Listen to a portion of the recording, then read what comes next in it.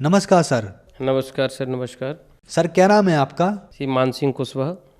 Sir कहाँ से आए हैं आप? नरवर तहसील ग्राम मगरौनी जिला शिवपुरी से और एमपी से।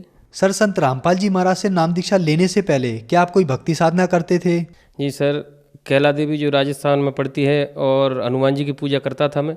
2 बार पैदल कैला देवी की यात्रा भी की है और हनुमान जी का व्रत करता था और गुरुवार का व्रत 8 साल से करता था सर मैं। सर जो आपने हनुमान जी की भक्ति की और कैला देवी की भी भक्ति की, उन सब से आपको क्या क्या लाभ हुए? सर लाभ तो कुछ नहीं, हम यही जानते थे कि इनकी भक्ति करने से मन को तसल्ली मिलती है और जो अपने को लाभ मिलते हैं, पर लाभ तो कुछ नहीं सर। करते करते मेरी 3 औलादें भी ख़त्म हो चुकी थी जो सियानों के चक्कर में। एक बच्ची ख़त्म हुई, दूसरे नंबर पर एक 1.5 साल की बच्ची ख़त्म हुई, तीसरी बार एक जो देवी देवताओं से मैंने गैल बंधवाते हैं वो बंधवाया, उसके बाद में एक बच्चा हुआ तो वो भी ख़त्म हो चुका था सर।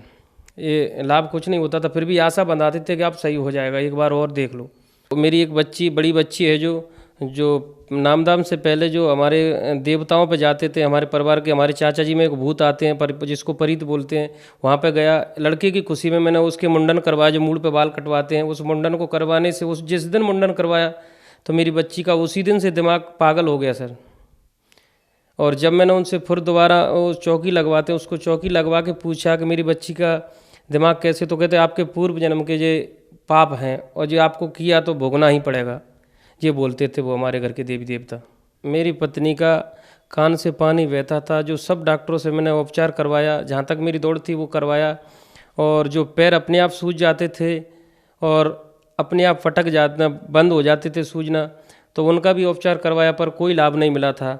और जो घर की परेशानी, जो सियानों से मैं परेशान था, जो मेरी 3 संतानें मरी हुई थी, तो ऐसा लगता था कभी कभी तो कि दोनों प्राणी अपन लोग आत्महत्या कर लें तो बहुत अच्छा रहेगा।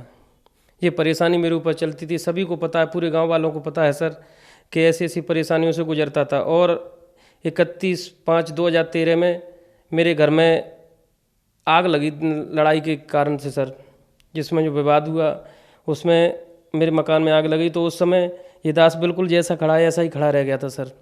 तो उसमें मेरे घर का सारा सामान जल के नष्ट हो गया था सर। ऐसा खड़ा हूँ, पैंट शर्ट पहने ही रह गया था। जो मेरी पत्नी है उसके पास भी केवल कपड़े पहने थे वो, और जो मेरी एक बच्ची एक बच्चा है उनके पास भी जो पहने थे वही कपड़े पहने रह गए थे सर।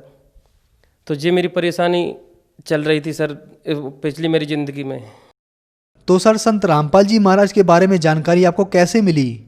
एक भगत जी हैं जो मुरैना से, जो अजमेर डॉक्टर ने जो हमारे यहाँ जो इंजेक्शन लगाते हैं, जो गए, उनने कहा कि आप गायक हो यहाँ। तो मैं सर गायकी भी करता था, मेरे 10-25 चेले भी थे गाने के। जो पहले मैंने एक कीरत सिंह गुर्जर आगला वालों को गुरु बनाया था, उससे हिसाब से बोले आप मुझे नकली भक्ति करते हो। मेरे को भगत जी इतना बुरा लगा कि जे राम जी को बुरा बोल रहे हैं, मैं इस कथा को गाता हूँ।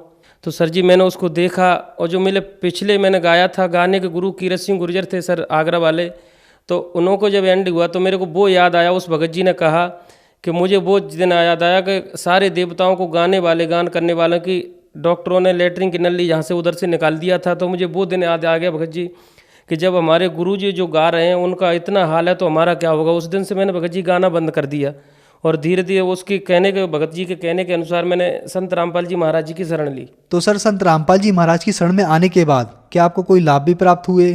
जी सर, पहले तो आध्यात्मिक ज्ञान का लाभ हुआ।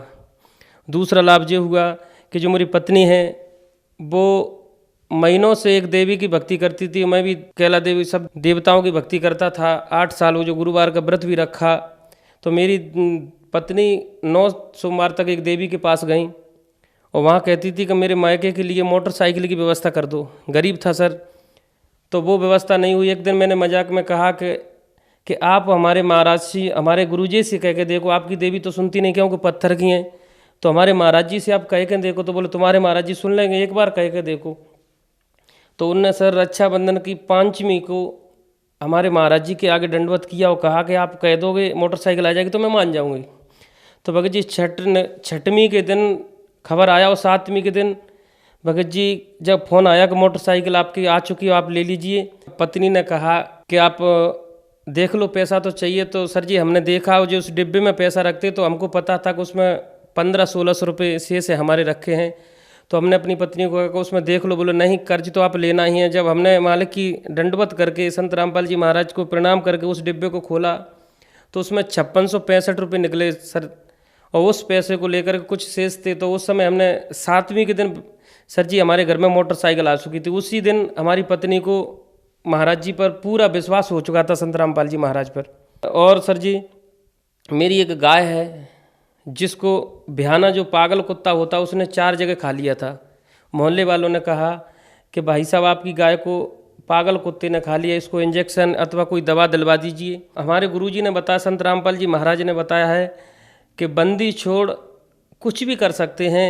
तो मैंने उस दिन मालिक का नाम लेकर के कुछ दवा ना कुछ, बिल्कुल कुछ नहीं दिया। और आज मेरी गाय दोबारा भगत जी बच्चे को जन्म दिया और आज तक मैं दूध उसका खा रहा हूँ। जी मुझे मालिक का ये दूसरा लाभ है सर जी। और तीसरा लाभ सर जी ये है कि जो सियानों से मैं डरता था, जिन्होंने मेरी पहले कहते थे कि सियाने औलाद को मार, जिस जो 3 बच्चों को मेरा मरण जो मारा था, या गाँव देवता कहते थे एक दूसरे का नाम ले देते थे कि वो सियाने ने मारा है। तो आज सर जी मेरे बच्चे, जिस दिन मैं प्रथम नाम दान जब मालिक के जहाँ पास आया तो मेरा बच्चे रात के 11 बजे से और 1 बजे के बीच में बीमार होते थे। और तीनों बच्चे मेरे ऐसे ही रात्रि में बीमार होकर ख़त्म हुए थे सर जी। तो पहली बार जब मैं संत रामपाल जी महाराज की शरण में आया तो उस समय 11 बजे, बिल्कुल राइट 11 बजे मेरा बच्चा बीमार हुआ सर। तो हमारी पत्नी ने मोहल्ले वालों को जगाया और बुला करके कहा कि आप एक बार ऐसे ऐसे हमारे मदद करो। तो जगह रात्रि में बैठे डॉक्टर को दिखलाया। और जब मेरे को फ़ोन किया तो मैंने कहा मैं तो कुछ कर नहीं सकता हूँ, बंदी छोड़ परमात्मा रामपाल जी महाराज ही कर सकते हैं कुछ। तो उस समय मैंने मालिक से दंडवत किया। तो उस दिन का और आज दिन का मालिक की रजा से मेरे घर में बुखार भी 200 रुपये भी डॉक्टर के पास नहीं गए सर जी। और ये मेरी बीमारी बिल्कुल सॉल्व हो चुकी है और ये मालिक की रजा मेरे पास अच्छी हुई है भगत जी। मैं जिस चौकी पर जाता था, जिस चौकी पर मेरी बच्ची जो पागल हुई थी वो चौकी मैंने भरवाया। उस देवता ने कहा कि पूर्व जन्म के जो आपके पाप हैं इस कारण से और जो कभी सही नहीं होगी बच्ची। तो सर जी जिस दिन से मैंने संत रामपाल जी महाराज जी से दीक्षा ली है उस दिन से रात्रि में आज तक भी कभी मेरे बच्चों को सरदर्द, बुखार की बात तो दूर रही कि सरदर्द भी नहीं हुआ आज तक। और दूसरी बात यह है कि जो मेरी बच्ची पागल थी, संत रामपाल जी महाराज का उपदेश जिसने लिया, महाराज संत रामपाल जी महाराज ने आशीर्वाद दिया, तो उस दिन से आज तक मेरी बच्ची बिल्कुल ठीक है और अच्छी पढ़ती है, अच्छा काम करती है बिल्कुल। और मैं तो ये कहता हूँ कि बिल्कुल, और मोहल्ले की बच्ची उनसे 100% अच्छा कार्य करती है और पहले से बहुत अच्छी बुद्धि हो चुकी है उसकी। ये मेरी बच्ची पर हुआ। तो सर संत रामपाल जी महाराज से नाम दीक्षा लेने के बाद आपको लाभ प्राप्त हुए, आपकी पागल बच्ची ठीक हो गई तथा भूतों और प्रेतों का साया आपके परिवार के ऊपर था वो भी बिल्कुल हट गया। तो जो समाज आज आपको देख रहा है, आप उन्हें क्या संदेश देना चाहेंगे? भगत जी एक संदेश तो ये देना चाहता हूँ कि एक दिन मैंने जिद में आकर के एक चौकी और भरवाई अपनी देवताओं के भूतों की। तो उस भूत ने, मेरे जो चाचा जी में आते थे उनने ये कहा कि मैंने कहा आप ये कर दीजिए कि आज के बाद जो बच्चे हैं वो कभी बीमार नहीं होंगे, आप गारंटी लीजिए। तो उन्होंने कहा गारंटी तो कोई नहीं ले सकता। तो मैंने कहा गीता जी में क्या लिखा है, झूठ बोल रही है कि आप झूठ बोल रहे हो? तो उनने कहा कि गीता सही बोल रही है। जाना तो भैया तुम्हारे परिवार वाले वहाँ पर बैठे सर जी, तो वो चिढ़ गए कि देवता के मुँह लगता है, हमारा विनाश करना चाहता है। तो उन देवताओं के कहने के अनुसार कि महाराज जी 1 रुपया चौकी में नहीं देता है, चंदा नहीं देता है, तो इसको क्यों बुरा नहीं होता है? तो हमारे जो भूत थे वो बोलने लगे कि जहाँ मैं जाता हूँ सब जुड़े एक ही से, पर ये डायरेक्ट मालिक से जुड़ चुका है और मैं वहाँ पर अर्जी लगा के जाऊँगा और मैं आपका संदेश पहुँचाऊँगा। ये डायरेक्ट वहाँ पर पहुँच चुके हैं, मालिक से जुड़ चुके हैं और वहाँ सभी को जाना है और मैं वो नहीं कर सकता। तो हमने कहा तो हे देवता जी, हे बाबा जी, आप इनको क्यों फंसाना चाहते हैं? तो उस देवता ने गिड़गिड़ाते हुए सभी मोहल्ले वालों और हमारी कम से कम 150-200 आदमियों के आगे चौकी लगी, उसके आगे कहा कि मान सिंह, संत रामपाल जी महाराज की शरण में जो पहुंच चुके हो तो हमें भी वहाँ पर किसी भी प्रकार कैसा भी यत्न करके हमें संत रामपाल जी महाराज की शरण में पहुंचा दो। तो हमने कहा कि आप तो भूत हो, आप कुछ भी कर सकते हो। बोले हम ये नहीं कर सकते, हम तो यहाँ पर भटक रहे हैं, इसलिए आप लोगों को बार बार उत्तेजित करते हैं कि हमारे उद्धार के लिए कोई यत्न करो। तो परिवार के आगे कहा कि मान सिंह आप पहुँच चुके हो, पूर्ण संत, पूर्ण परमात्मा जगत गुरु संत रामपाल जी हम जैसे भूत व्याधाओं को, हम जैसे जो तड़प रहे हैं, भटक रहे हैं, इनका उद्धार करने के लिए भक्तों के द्वारा ही उद्धार होगा। ऐसे कह करके उन देवताओं ने मेरे से कहा कि आप उस शरण में, उस संत की शरण में पहुँचे हो, संत रामपाल जी महाराज की शरण में पहुँचे, तो उस शरण से कभी विमुख मत होना, और हो सके तो हमारा मालिक से उद्देश्य करना, संत रामपाल जी महाराज से हमारी विनय करना कि हमको भी, हमारा भी उद्धार हो जाए। और मैं सभी समाज से यही कहना चाहता हूँ कि आप जगत गुरु संत रामपाल जी महाराज की शरण में आए और आकर के एक बार मालिक पे विश्वास करके, संत गुरु संत रामपाल जी महाराज पे विश्वास करके आप देखें तो आपको अपने आप ही पता चल जाएगा कि संसार में जगत गुरु कौन है और आपकी व्याधा को काटने वाले कौन हैं।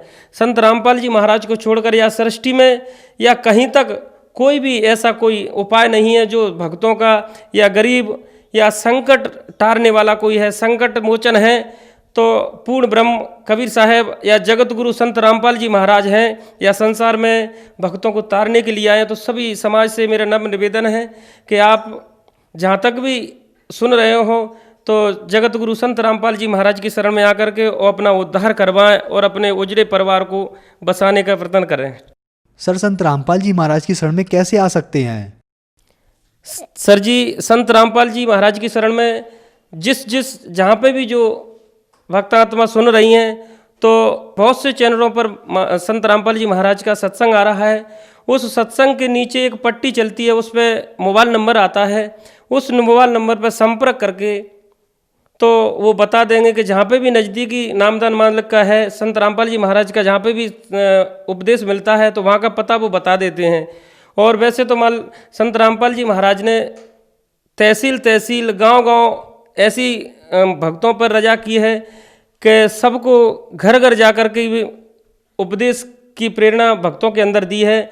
तो संत रामपाल जी महाराज के भगत गांव-गांव, तहसील तहसील जा कर के अपनी सेवा कर रहे हैं। और सभी समाज से सब जगह यही है कि एक बार सत्संग को पुनः ध्यान से सुने और सुनते अपने ज्ञान को समझकर और संत रामपाल जी महाराज का उपदेश ग्रहण करें। धन्यवाद सर। सत साहेब।